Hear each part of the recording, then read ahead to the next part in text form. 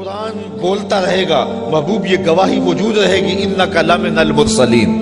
سارا زمانہ انکار بھی کرتا رہے، قرآن کی بولی تیری گواہی پیش کرتی رہے گی۔ اور دوسری صفت لگائی رحیم، قرآن اس نے نازل کیا ہے جو رحیم ہے۔ علماء فرماتے ہیں اس کی مناسبت کیا ہے؟ کہا کہ اس کے رحیم ہونے کی یہ تھوڑی دلیل ہے کہ رب ہو کے بندوں سے بات کر رہے، اس نے قرآن اتارا ہے اور رب ہو کے بندوں سے ہم کلام ہو رہا ہے اپنے محبوب کی وساطت سے، تو یہ اس کے رحیم ہونے کی دلیل ہے۔ تو یہ اس نے نازل کیا جو غالب بھی ہے، جو رحیم بھی ہے۔ لِتُنذِرَ قَوْمًا مَّا أُنذِرَ آبَاؤُهُمْ فَهُمْ غَافِلُونَ، تاکہ تم اس قوم کو ڈر سناؤ جس کے باپ دادا نہ ڈرائے گئے تھے، تو وہ بے خبر ہیں، وہ غفلت میں ہیں۔ حضرت امام فخر الدین رازی فرماتے ہیں یا ما نافیہ ہے یا پھر یہ ما مصدریہ ہے۔ جن لوگوں نے اس کا ترجمہ کیا ہے عمومی طور پہ مفسرین ادھر ہی گئے ہیں کہ یہ ما نافیہ ہے، تو مفہوم ہوا کہ محبوب آپ اس قوم کو ڈرائیں، مدتیں ہوئی ان کے آباء و اجداد کو بھی کسی نے ڈر نہیں سنایا تھا، تو وہ غفلت میں پڑ گئے ہیں۔ حضرت عیسیٰ علیہ السلام کے اٹھائے جانے اور حضور کے پیدا ہونے کے درمیان 571 سال کا فاصلہ ہے، پھر 40 سال کے بعد حضور نے اعلان نبوت کیا، تو 611 سال ہو گئے تھے کہ قوموں نے وحی کا اجالا نہیں دیکھا تھا، اور اتنی دیر اندھیرے میں رہنے کے بعد اب روشنی ان کو عجیب لگتی تھی۔ طویل مدت اندھیرے میں بیٹھے رہیں تو اچانک بجلی آ جائے تو پھر ایک دفعہ آنکھوں پر بوجھ ہوتا ہے، تو جو اتنا عرصہ کفر کے ظلمت قدے میں رہے اور اندھیروں سے نبھا کرنا ان کا مزاج بن گیا اور وہ ان کی فطرت بن گئی،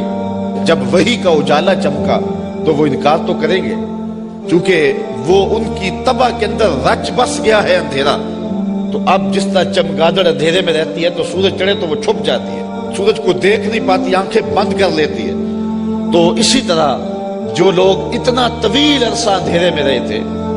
اب حضور کی نبوت کا سورج چمکا تو انہوں نے انکار تو کرنا ہی تھا، انہوں نے تو چھپنا ہی تھا، مخالفت تو کرنی تھی، اس لیے کہ اندھیرے کے خوگر بن گئے ہوئے تھے۔ فہم غافلون، تو وہ غافل ہو چکے تھے، ان کی فطرت میں، ان کی طبع میں اور ان کے دل میں راسخ ہو چکے تھے اندھیرے۔ اب ان کو اچنبھا لگتا تھا روشنی عجیب لگتی تھی ان کو۔ ایک تو ہے اگر یہ ما نافیہ مانے، اور اگر اس ما کو مصدریہ مانے تو پھر اس کا مفہوم یہ ہوگا کہ محبوب آپ ان کو اسی طریقے اور اسی انداز سے ڈر سنائیں جس انداز سے ان کے آباء و اجداد کو ڈر سنایا گیا تھا۔ آپ کوئی نیا طریقہ نہیں لے کے آئے، جو پیغمبروں کا طریقہ پہلے تھا، تنذیر کا، تبشیر کا، آپ اسی طریقے پہ آئے ہیں، اور جس طرح وہ لوگوں کو اور قوموں کو ڈر سناتے رہے ہیں، آپ بھی اسی طریقے پہ ان کو تنذیر کریں، ان کو ڈر سنائیں، ان کو تبشیر کریں، ان کو پیغام حق دیں۔ یعنی آپ کا وہی طریقہ ہوگا جو آپ سے قبل پیغمبروں کا طریقہ رہا ہے، اور جس طرح ان کے آباء و اجداد کو ڈرایا گیا، پیغمبروں نے ان کے بڑوں کو ڈرایا، ان کو بھی آپ اسی طریقے سے ڈرانے کے لیے آئے ہیں۔ اور دوسرا مفہوم جو ما نافیہ کے ساتھ ہے کہ آپ اس قوم کو ڈرانے آئے ہیں، ان کو ڈر سنانے آئے ہیں، ان کو تنذیر کرنے آئے ہیں۔ مدتیں ہو گئیں کہ ان کے آباء و اجداد کو بھی کسی نے ڈر نہیں سنایا تھا، اب غفلتوں کے خوگر ہو گئے ہیں، اب عادی ہو گئے ہیں اندھیروں میں رہنے کے، تو تیری بات ان کو عجیب لگے گی تو مخالفت بھی کریں گے، تانے بھی دیں گے، پتھر بھی اٹھائیں گے، اور گڑھے بھی کھودیں گے، کانٹے بھی بچھائیں گے، طائف کا بازار بھی سجے گا، مکے کی گلیوں میں دکھ بھی آئیں گے، احد اور بدر کی جنگیں بھی ہوں گی۔ اس سخت حالات سے محبوب آپ کو گزرنا ہوگا، اس لیے کہ آپ کا پالا اس قوم سے پڑنے لگا ہے جن کے آباء و اجداد نے بھی مدتیں ہوئی روشنی نہیں دیکھی تھی، تو ان کے پاس جب آپ روشنی کا پیغام لے کے جائیں گے تو ان کو یہ بات عجیب لگے گی، اس لیے آپ ان کو تنذیر کرنے جا رہے ہیں۔ لَقَدْ حَقَّ الْقَوْلُ عَلَىٰ أَكْثَرِهِمْ فَهُمْ لَا يُؤْمِنُونَ، بے شک ان میں اکثر پر بات ثابت ہو چکی ہے کہ وہ ایمان نہیں لائیں گے۔ ابو جہل، ابو لہب، عتبہ، عتیبہ اور کئی لوگ ہیں، یہ اتنے راسخ ہو چکے ہیں کفر میں، اور ان کے اندر اتنا زنگ چڑھ گیا ہوا ہے کہ محبوب یہ ایمان نہیں لائیں گے۔ آپ گھبرائیں نہیں، اپنے عمل تبلیغ کو جاری رکھیں، کٹھن حالات میں آپ روشنی کے دیے روشن کرتے چلے جائیں، اندھیرا چھٹتا چلا جائے گا، لیکن اکثر لوگ نہیں مانیں گے، مخالفت کریں گے، کھڑے ہو جائیں گے، مقابلہ کریں گے، بہت کچھ ہوگا۔ محبوب یہ بات طے شدہ ہے کہ آپ کی مخالفت ہوگی اور زیادہ لوگ نہیں مانیں گے۔ انا جعلنا فی اعناقہم اغلالا، ہم ان کے گردن میں، ان کے گلوں میں طوق چڑھا دیے ہوئے۔ حضرت مولا کائنات سیدنا علی المرتضیٰ رضی اللہ تعالیٰ عنہ اپنے ان دونوں ہاتھوں کو یوں جوڑ کر کے اپنی گردن کے نیچے رکھا، تو جب گردن کے نیچے رکھا تو سر اوپر اٹھ گیا، تو فرمایا جس طرح گردن کے نیچے ہاتھ رکھنے سے گردن تن جاتی ہے اور سر اوپر اٹھ جاتا ہے، اللہ نے کافروں کے گلے میں یوں طوق چڑھا دیے ہیں کہ ان کی گردنیں اوپر کو اٹھی ہیں اور وہ چڑھتے ہوئے سورج نبوت کا دیکھ ہی نہیں سکتے۔ اچھا آگے لفظ بھی فرمایا فَهِيَ إِلَى الْأَذْقَانِ، اور وہ ٹھوڑیوں تک چڑھے ہوئے ہیں۔ فَهُمْ مُقْمَحُونَ، مقمحون عربی میں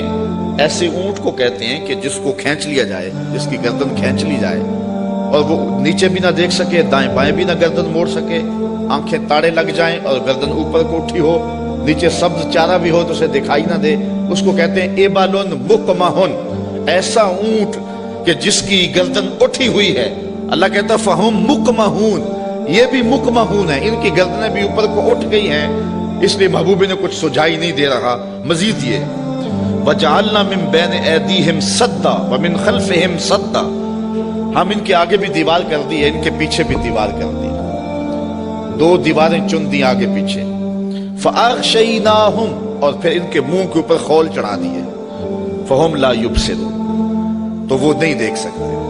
مجھے بتاؤ کہ آگے بھی دیوار ہو، پیچھے بھی دیوار ہو، منہ کے اوپر کپڑا خول چڑھا ہوا ہو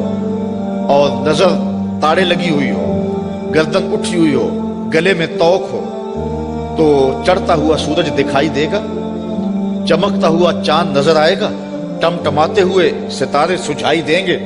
کہا محبوب ان کی حالت بھی یہ ہے، تیری نبوت کا سورج تو چمک رہا ہے، انہیں دکھائی نہیں دے رہا ہے، اس لیے کہ یہ اس اندھیرے میں